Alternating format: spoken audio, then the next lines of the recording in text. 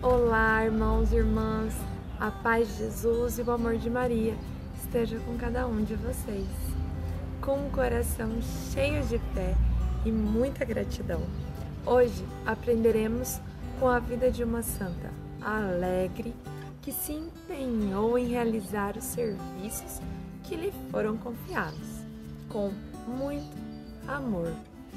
Vidente de Nossa Senhora das Graças, além de fazer importantes revelações sobre o futuro da congregação e da França, Nossa Senhora confiará à sua vidente a missão de mandar cunhar uma medalha, através do qual ela derramaria muitas graças sobre o mundo.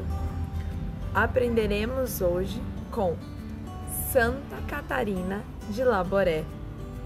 Zoe Labouré nasceu em 2 de maio de 1806, no pequeno povoado de Vannes-les-Moutiers, na França, país marcado pela irreligião da Revolução de 1789, mas também berço de grandes santos como João Batista de La Salle e Santa Joana d'Arc. No vilarejo que a família Labouré morava, não havia sacerdote, então para batizá-la foi preciso chamar o pároco de um lugarejo vizinho. E apesar dessa negligência religiosa do tempo, a fé de Zoe e dos seus 9 irmãos foi guardada e fortalecida graças ao empenho da sua mãe, que se preocupava muito na educação religiosa e ensinou a amar a Deus e ter muita confiança em Nossa Senhora. Zoe desde cedo gostava de orar e não hesitava em abandonar as brincadeiras de criança quando a mãe chamava para rezar juntas. E elas rezavam diante de uma imagem de Nossa Senhora que havia na sala da residência. Para ajudar em casa, Zoe ajudava nos afazeres da casa. Antes de completar 8 anos, ela já sabia costurar, ordenhar as vacas, preparar a sopa e varrer o chão. Em outubro de 1815, a sua mãe faleceu. Zoe tinha 9 anos. E diante daquela perda, diante da sua tristeza, ela foi até a sala onde estava a imagem de Nossa Senhora que ela rezava com a mãe e com o impulso, de amor, subiu numa cadeira, pôs-se à altura da imagem, abraçou-a e exclamou que de agora em diante ela seria a sua mãe. Quando Zoe tinha por volta de 14 anos, ela teve um sonho. Ela estava numa igreja e viu um sacerdote, já um ancião, assim, celebrando a missa. Quando a missa terminou, o sacerdote fez um sinal com o dedo, chamando-a para perto de si. Porém, ela era muito tímida, então ela se retirou do recinto sagrado e foi visitar um doente. Esse mesmo sacerdote apareceu-lhe e disse: "Minha filha, é uma boa obra cuidar dos enfermos. Você agora foge de mim, mas um dia será feliz de me encontrar. Deus tem desígnios sobre você e não se esqueça." Zoe acordou sem entender o significado daquele sonho, mas aquele olhar penetrante daquele padre, cheio de luz, gravou no coração dela e na sua lembrança. Alguns anos depois, visitando uma casa das Filhas da Caridade, ela se deparou com um quadro do fundador da congregação, São Vicente de Paulo. E a fisionomia logo fez com que ela recordasse do sonho. Era aquele sacerdote. Então ficou claro para ela que a vocação que ela sentia tantas vezes atraída, ela seria filha de São Vicente. Porém, aos 18 anos, quando ela disse para o pai que queria seguir a vocação religiosa, ele se opôs e enviou ela a Paris para trabalhar no restaurante de um dos seus irmãos, na ilusão de que ali ela acabaria encontrando um bom partido e decidiria se casar. Mas, naquele ambiente frequentado por pessoas rudes, operários, imodestos, enfim, fez que ela se fortalecesse na pureza. tão grande era o amor que ela tinha pela vocação, que ela já se portava como uma filha da caridade, cumprindo assim com perfeição as recomendações feitas por São Vicente de Paulo às suas filhas espirituais. Zoe não desejava outra coisa senão abraçar a sua vocação. Em 1830, em 21 de abril, ela foi para o convento e passou a ser irmã Catarina. O conselho das superioras logo discerniram nela uma autêntica vocação. Com 23 anos, ela tinha muito a contribuir à comunidade. Era muito piedosa, bom caráter, um temperamento forte, tinha amor, era alegre e trabalhava. Esse foi o parecer que foi dado a seu respeito. Na semana seguinte que ela chegou ao convento, começaram a acontecer as primeiras experiências místicas, tendo visões por 3 vezes em dias consecutivos do coração de São Vicente, prenunciando ali as iminentes desgraças que se abatariam sobre a França, com promessas de que as suas congregações, as congregações fundadas por ele, não iriam perecer. A noviça ainda teve a graça de ver Cristo na Sagrada Hóstia durante todo o tempo do seu seminário. Mas Catarina, com grande fé, fez um pedido ao bom Deus. Ela queria ver Nossa Senhora. Na véspera da festa do fundador, em 18 de julho, ela fez uma breve oração, foi se deitar e pediu que naquela mesma noite ela queria ver Nossa Senhora. Havia muito tempo que ela tinha esse desejo. E ela foi atendida. Naquela mesma noite, seu anjo da guarda a acordou e a conduziu à capela. Depois de um tempo que até para ela pareceu longo, ela ouviu o ruído de um frufru de um vestido de seda e viu a Santíssima Virgem sentada na cadeira. Ela nos conta: ela me disse como eu devia proceder para com meu diretor, como devia proceder nas horas de sofrimento e muitas outras coisas que não posso revelar. Essas coisas que ela não podia contar, em 1830 ela revelou depois.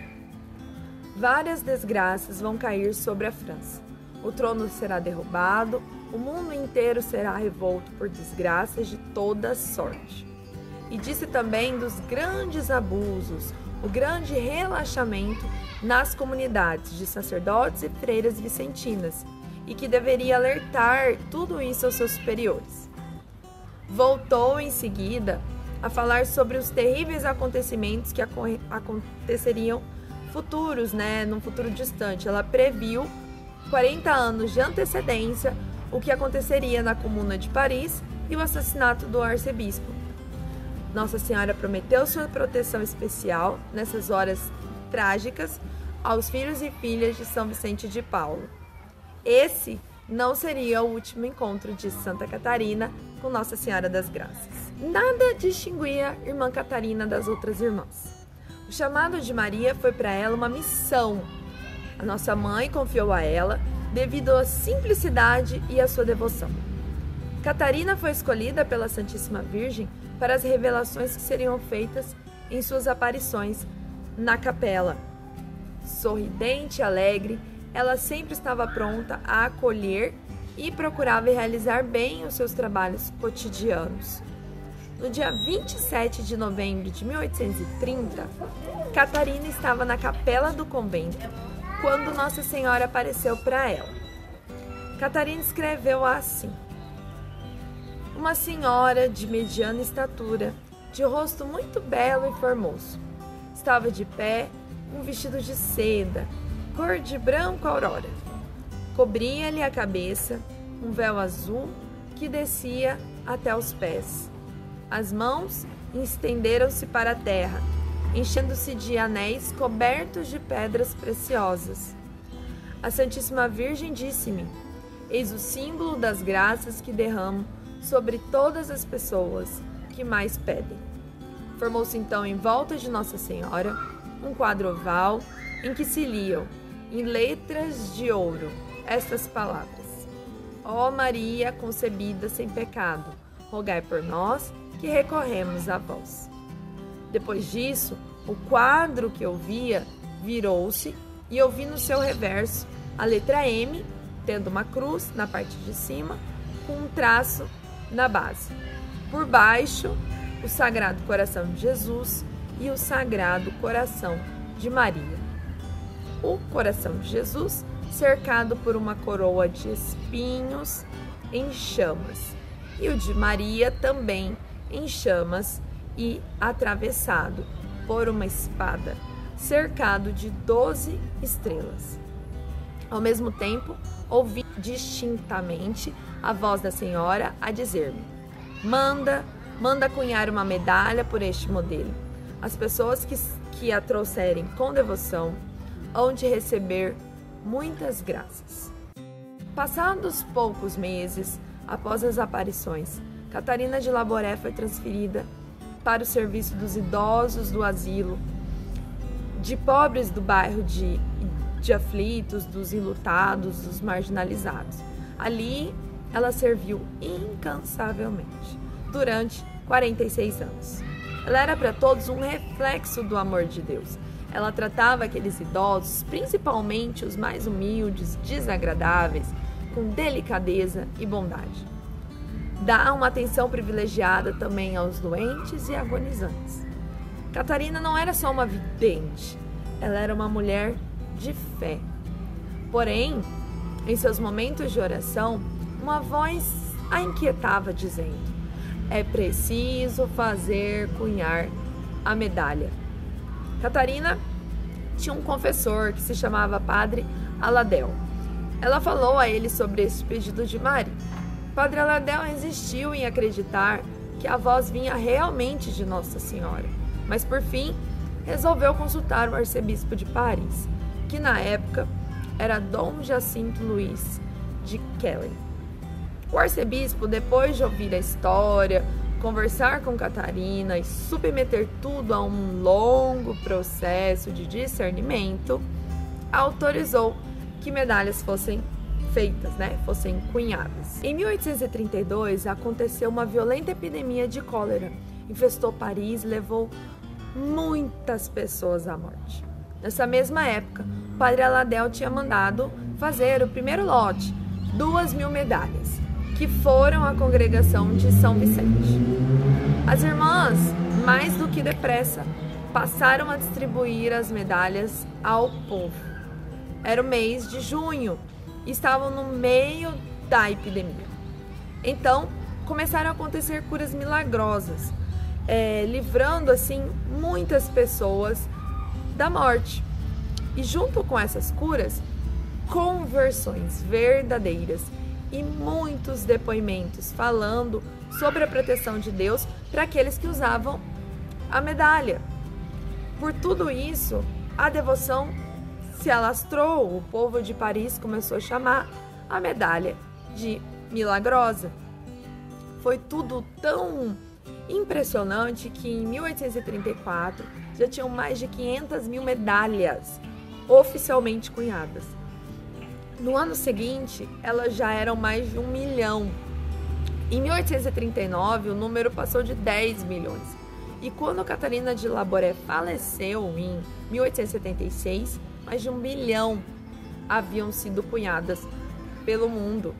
Imagina, um número infinito de fiéis que rezaram a jaculatória ensinada por Nossa Senhora Santa Catarina. Ó Maria, concebida sem pecado, rogai por nós que recorremos a vós. Alguns anos mais tarde, o Papa Pio XII chegou a escrever que aquela medalha piedosa foi desde o primeiro momento um instrumento de numerosos favores, tanto espirituais quanto temporais, muitas curas, proteções, sobretudo conversões. Por isso que o povo chamou logo ela de medalha milagrosa. Os símbolos encontrados na medalha milagrosa são cheios de significado. Na parte da frente, Nossa Senhora e a jaculatória escrita: ó Maria concebida sem pecado, rogai por nós que recorremos a vós. Essa jaculatória, ela confirma o dogma da Imaculada Conceição, que pedimos a intercessão de Maria. No reverso, a gente vê a cruz de Cristo sobre a letra M de Maria. Este símbolo coloca Maria no seu lugar, abaixo de Jesus. O Sagrado Coração de Jesus e o de Maria simbolizam o amor divino e maternal de Jesus e de Maria, pela humanidade, por cada um de nós individualmente. Os espinhos, a espada, simbolizam os sofrimentos que Jesus e Maria passaram. Irmã Catarina foi por 46 anos uma verdadeira filha da caridade. Dedicou-se totalmente aos pobres num asilo de idosos em Paris, e a sua superiora soube que ela era a irmã privilegiada que tinha recebido a missão, de ver Nossa Senhora na véspera da sua morte. Ela faleceu em 31 de dezembro de 1876 e foi enterrada debaixo da capela de Reutilly. Em 1933, ela foi exumada, o seu corpo, na presença de representantes da igreja, médicos, comissários de polícia. E quando abriram o caixão, o corpo de Irmã Catarina aparece intacto, assim como as suas vestes, 57 anos após a sua morte. Após as festas da beatificação, nesse mesmo ano, o corpo de Irmã Catarina foi colocado sobre o altar da Virgem na capela da Rua do Bac, onde ela permanece até os dias de hoje, onde milhares de peregrinos vão visitar. Ela foi canonizada no dia 27 de julho de 1947 pelo Papa Pio XII. A memória litúrgica de Santa Catarina de Laboré é celebrada no dia 28 de novembro, um dia após a festa de Nossa Senhora das Graças da Medalha Milagrosa. Santa Catarina de Laboré é, sem dúvida, uma inspiração de santidade. Alegre, ela serviu, perseverou naquilo que Nossa Senhora lhe pediu e tem sua história intimamente ligada à de Nossa Senhora das Graças. Lembrar de Santa Catarina de Laboré é lembrar de Nossa Senhora. Que nós também possamos, assim como Santa Catarina de Laboré, sermos diligentes, alegres e busquemos ter a oração como a nossa fonte de intimidade com Deus. Tenhamos Maria como a nossa mãe, confiando na sua providência e nas graças que ela derrama sobre nós. Acreditemos na proteção de Maria contra os perigos deste mundo e principalmente os perigos espirituais. Quando se faz a vontade de Deus, jamais se sente tédio. Santa Catarina de Laboré, rogai por nós. Nossa Senhora das Graças, rogai por nós.